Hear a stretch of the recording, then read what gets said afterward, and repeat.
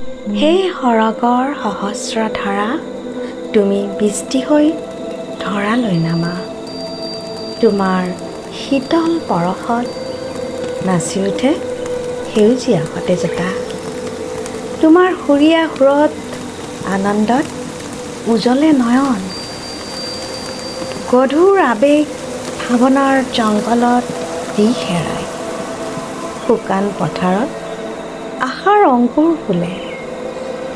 তোমাৰ আগমনত হৃদয়ৰ উকা পৃষ্ঠাত কবিতাৰ কলি ফুলে।